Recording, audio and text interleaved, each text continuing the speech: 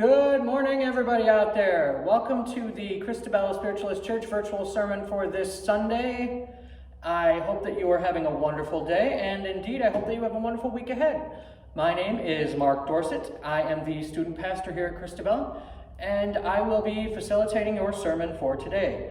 I know that you're surprised to see me up here because I never come up and do these, but I thought I'd change it up a little bit today. So, I am going to be starting our virtual sermon with an invocation followed by the declaration of spiritualist principles. Now, for this particular sermon, I decided that the invocation that would be most appropriate, because I am talking about healing, basically, is the prayer for spiritual healing that we use here in the Spiritualist Church.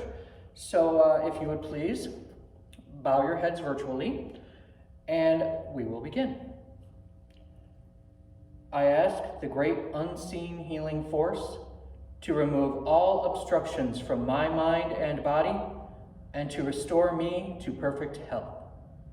I ask this in all sincerity and honesty, and I will do my part. I ask this great unseen healing force to help both present and absent ones who are in need of help, and to restore them to perfect health. I put my trust in the love and power of God. Amen. Now, our declaration of principles. We believe in infinite intelligence. We believe that the phenomena of nature, both physical and spiritual, are the expressions of infinite intelligence. We affirm that a correct understanding of such expression and living in accordance therewith constitute true religion. We affirm that the existence and personal identity of the individual continue after the change called death. We affirm that communication with the so-called dead is a fact, scientifically proven by the phenomena of spiritualism. We believe that the highest morality is contained in the Golden Rule. Do unto others as you would have them do unto you. We affirm the moral responsibility of individuals and that we make our own happiness or unhappiness as we obey or disobey nature's physical and spiritual laws. We affirm that the doorway to reformation is never closed against any soul, here or hereafter. We affirm that the precepts of prophecy and healing are divine attributes proven through mediumship. I really feel those are important because these are some great guidelines to live by.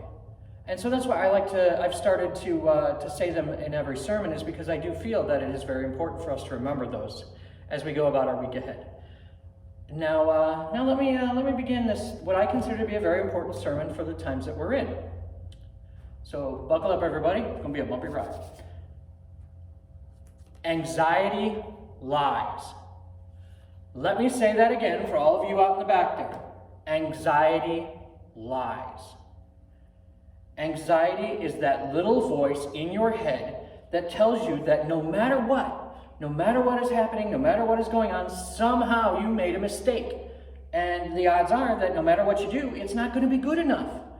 That whatever word, thought, action, whatever you are happen to be doing or what you are entertaining doing is about to be harshly and severely judged by everybody around you, including yourself. In other words, you may spend your days feeling like you constantly need to metaphorically or even sometimes physically be, looking over your shoulder. How many of you go through life like this?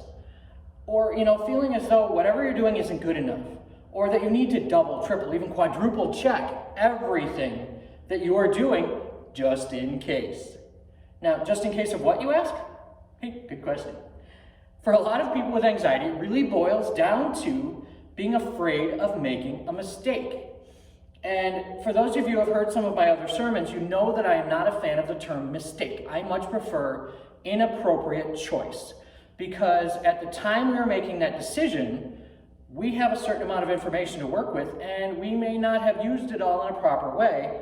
Yet, if we can learn from that inappropriate choice, then we can grow and evolve from it in the future.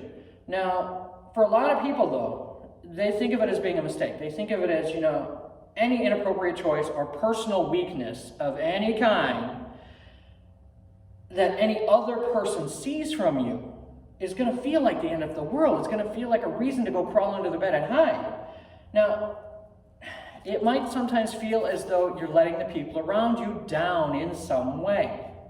It can also manifest, anxiety can also manifest as something known as imposter syndrome.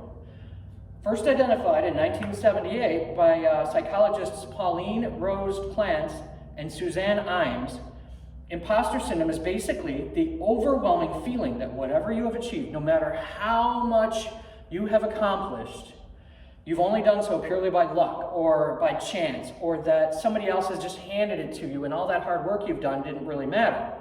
And that you haven't necessarily earned those accomplishments. Somehow you don't necessarily belong where you are because it was not something that you were supposed to have. And that you don't deserve the rewards that were given for your work.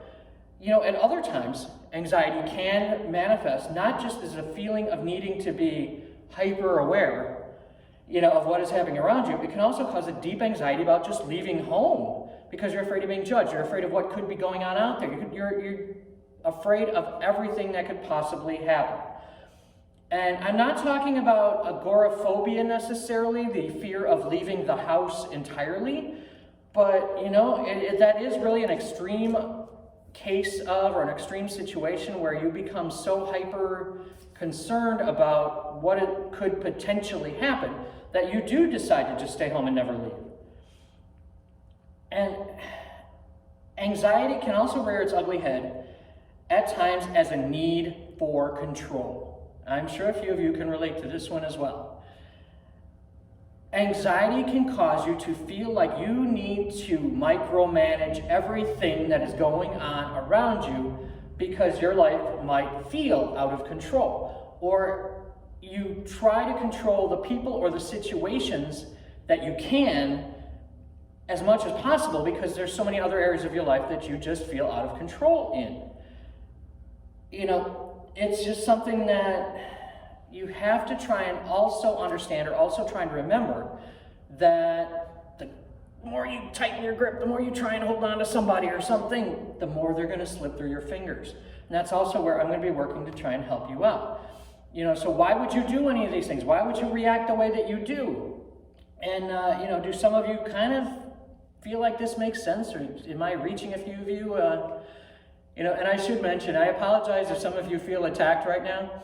It's not my intention to call anybody out on anything or to, pinpoint aspects of a person's personality that they may not be the proudest of. What we are here to do is to try and help. And, and there is one more really big way that anxiety manifests that I haven't really touched on yet. And that really boils down to anxiety's big brother, fear. People fear what they don't know and what they don't understand. And quite honestly, I really think that there's a lot of that going on right now in the world, that there's a lot of people who are having a lot of fear-based reactions to things. And because of this, that's also where so many people with anxiety will lash out in what appears to be anger. Notice I said appears to be. It's more of a frustration. It's more of that need to control and them feeling like people or feeling like situations aren't necessarily in their control. So it's not truly anger. It's more of a deep-seated fear that's causing this anxiety. It's a fear of anything, really, from being a fear of being emotionally hurt to a fear of being seen as foolish, a fear of being seen as wrong, a fear of, being seen as weak. That seems to be something that a lot of people are concerned about, but it can be anything that is causing this fear and triggering someone to lash out. I mean, really, anytime people get involved, it gets complicated. So it could be any kind of a fear that's causing it. But I do believe it was Gandhi who had said originally that the enemy is fear. We think the enemy is hate, but the enemy is fear. And you know what, honestly, as much as I respect and I admire him, he is a phenomenal spiritual leader and incredibly wise. I don't know that I exactly agree with him 100% because honestly, I don't necessarily see fear as the enemy. I mean, it can be a great way to check and balance our actions. It can be a phenomenal way for us to step back and look at why we are feeling a certain way. It's all about what I've already spoken about in other sermons, about that objectivity. And much like Andrew Jackson Davis's guide Galen said, in all things, keep an even mind. And yes, that is exceptional advice. I covered it a lot more in depth in my Be Water sermon, but in what ways can we be water that we haven't already covered in that one? Well, I am so glad you asked because I've got some good, I'll call it some good, more good wisdom. I apologize for the terrible grammar there. Before going any further, though, I am going to say that if you do not feel that you are able to physically relax enough to work on your anxiety, to help your anxiety, there is no substitute for qualified medical care. And I know, again, this is something that I speak about quite often. But as spiritualists, we do understand that science and spirituality can go hand in hand, that they can complement each other. So if you feel that your anxiety is so bad and so debilitating that you are unable to function in your life, I ask you to please go seek qualified medical care. There are medications out there, and I know that there's a stigma against taking medications, but in all honesty, it's just like any other illness. It's something that can be treated, that can be helped. So, you know, part of being a spiritualist like we are is having a broader understanding of that universe and understanding that there's more than one way to help you. Right now, because this is my specialty, I'm here to help you on the spiritual side. So let's get back to that, shall we? Okay, now, how many of you are familiar with mantras or affirmations? Quite honestly, and this is one of those cases where as a spiritualist, I am also open to learning new things. I am open to evolving my perceptions. There was a time when I used to make fun of mantras, and I used to make fun of affirmations. Not anymore. I really have discovered from my own personal experience, and being a spiritualist, we ask that you judge everything against your own personal experience. In my experience, they work. They really do. The key to any mantra and any affirmation, first and foremost, is consistency. Consistently repeating that mantra, that affirmation. Now, for those of you who are unfamiliar with either of those terms, basically they're sort of interchangeable, but they both are coming up with a word or a phrase that you repeat to yourself. For most people, it's only in a meditative state, but that you repeat to yourself that will help you to retrain your mind, to retrain your thinking. And this is another thing that I know that I have spoken about, and I believe that was in my Let's Talk Manifesting sermon, but mantras work. Take a minute, sit down, come up with a word or a phrase in your own words. In my experience, works best. There are entire books on mantras, but I find that if it's something that doesn't really resonate with you personally, you're not going to have as much luck with it. So it could be something even as simple as, I am safe. I am protected. I am enough. And if you start with that and you consistently, every day, even if you just take 5 minutes out of your time and just repeat that mantra every day, what you will find is eventually your mind will actually start to believe it because it's true. You deserve good things. And it is a way to help you to retrain your mind out of that fight or flight. Now, okay, I'm also about to let you in on a little known biofeedback technique. I apologize if it just got a little darker in here, but the light ring that I use for my recording my sessions just shut off on me. And I have an older gentleman in spirit with a mustache and a big brown wide-brimmed hat standing in front of me. And he's kind of a stocky guy, light, not really white hair, but sort of like a light straw-colored hair. And he is just having great fun at my expense right now. So if anybody knows this gentleman, he's doing really well. He's getting me some kind of a Gus sounding name. So anyway, or a Gus. Can I call you Gus? He kind of reminds me a little bit of Gus from Futurama. Anyway, now this technique that I'm about to talk about is actually a little known biofeedback technique that really dates back to originally to the work of Dr. Herbert Benson and also Mr. Pete A. Sanders Jr. Dr. Benson, for those of you who are unaware, did groundbreaking research on meditation in the 60s and 70s. Go figure, the 60s were big for studying meditation. He really came up with several books that culminated in what's known as the relaxation response. And that relaxation response was carried forward and perfected by Mr. Pete Sanders, who turned it into something known as the relaxation breath pattern. Now, when you are suffering from anxiety, I cannot stress enough the importance of breathing. We in Western society, quite often, we forget just how important breathing is. And so, we owe the relaxation breath pattern first to Dr. Benson, but also to Mr. Sanders. And what the relaxation breath pattern is, it's a rate and depth of breathing that will help you to relax incredibly quickly, incredibly easily. And I suggest that the first few times that you use this technique, that you close your eyes. It cuts out on what I call ADOS, Attention Deficit Ushang. You know, we all have those moments where we're trying to be spiritual or we're trying to stay calm. And so you're sitting there and all of a sudden you see, well, what's the cat doing? I haven't looked outside in a while, or, whatever that distraction happens to be. That's why I suggest at first you close your eyes. So you close your eyes, and I'll just leave mine closed for a second. I'm going to open them back up, but I would like you to close your eyes and keep them closed. And then what you do is you start taking a slightly slower, slightly deeper breath each time you inhale, and you take a slightly slower, slightly deeper breath each time you exhale.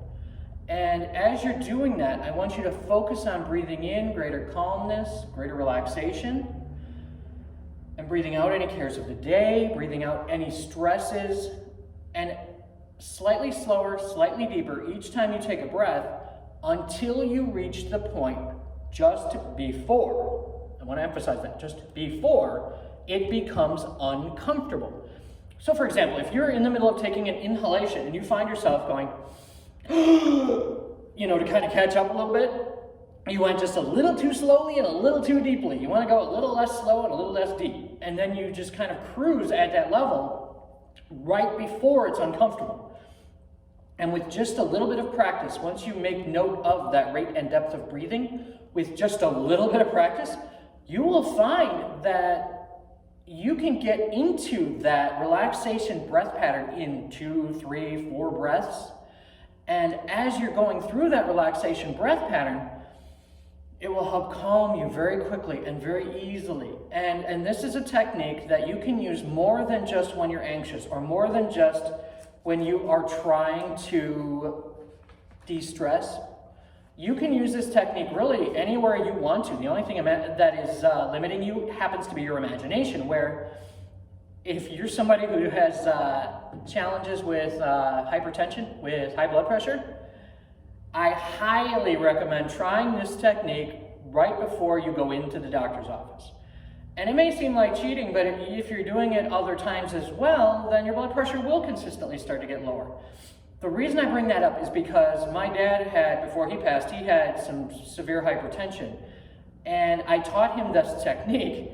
And in front of our doctor, he could actually drop his blood pressure just over 20 points consistently. by doing the relaxation breath pattern.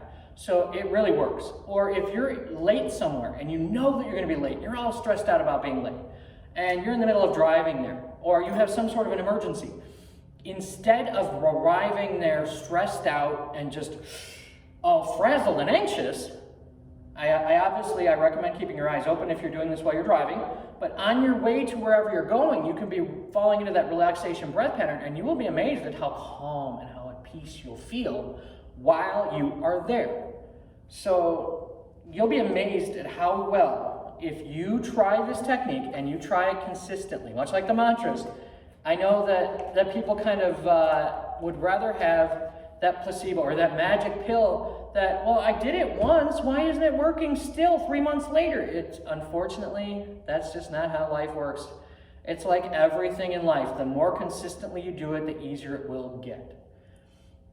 So I think you'll find that it will really help you out to help yourself to be much more zen, if you want to word it that way, to be much more like Galen and what he suggested with Andrew Jackson Davis.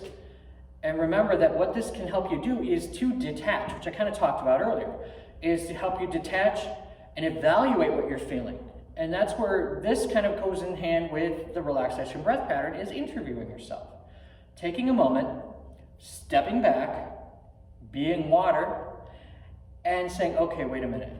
What is stressing me out?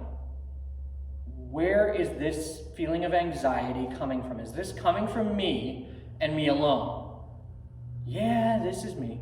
Or if you step back and you objectively interview yourself and you say, this doesn't feel like it's going from me. This feels like it's coming from some other source or some other location.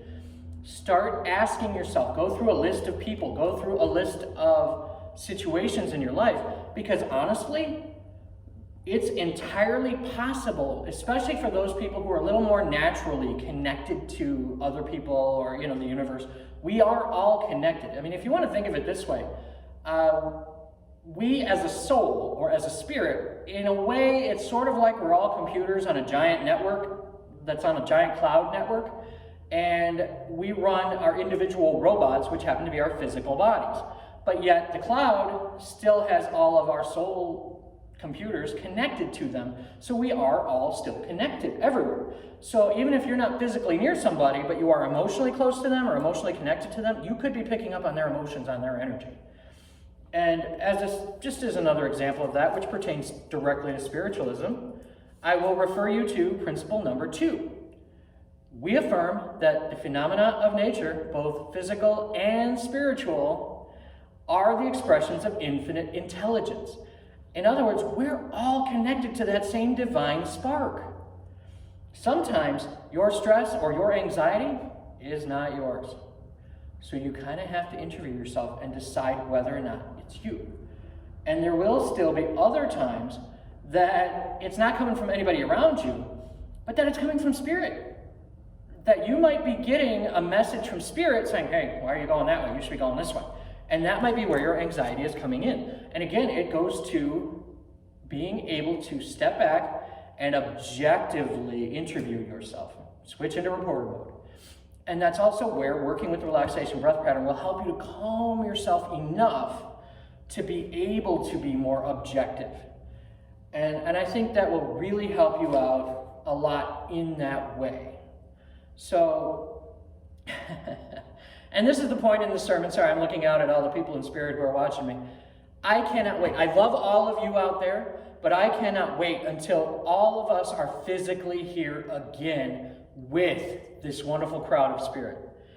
But anyway, this is that time in the sermon where I can hear all of you out there going, okay, Mr. Student Pastor Man, yeah, fine, I'm connected. Now, I'm figuring out that this energy that I'm feeling, this anxiety, isn't coming directly from me. So what do I do with it? How do I block that out? Well, first, understand that we are not alone. That we all have an unlimited universe at our disposal full of help. You can ask anyone, all the way from your loved ones up to the angels, up to the archangels, to infinite intelligence. Ask God for help, because we are all part of that infinite intelligence. ask for that energy to either be transmuted or, by transmuted, I mean, if you feel negativity coming at you or if you feel fear coming at you, you can ask for that energy to be transmuted or changed into a loving, positive energy. You can ask for that energy to be healed, however you want to look at it. It will make a difference. Do not be afraid to ask for help. That is something that, again, Spirit wants us to do. So if you do indeed determine that your thoughts and your actions, your feelings are your cause of the anxiety, or whatever emotion you were feeling, and you're finding it difficult to detach, don't forget to, I don't know how else to word it, so I'll just say bubble yourself. Set your intention in your mind, and this is where I want you to remember just how unlimited you are as well, and how important you are. Set your intention in your mind of creating a bubble for yourself. I like gold because not only is it a very grounding color, but it's very protective, but if you like white, white works.